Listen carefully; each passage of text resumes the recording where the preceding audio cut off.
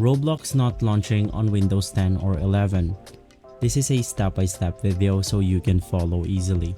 Now, one of the easiest way on how you can fix this is by reinstalling the Roblox application. First things first, you want to go ahead and click on your Windows logo, and once inside, you want to search for add or remove programs.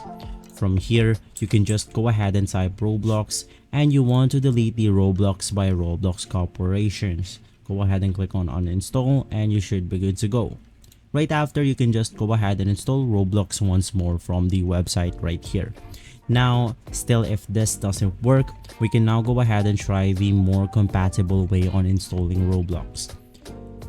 You want to go ahead and search for the Microsoft Store, and inside the Microsoft Store, this is basically like the App Store or the Google Play Store on your Windows computer.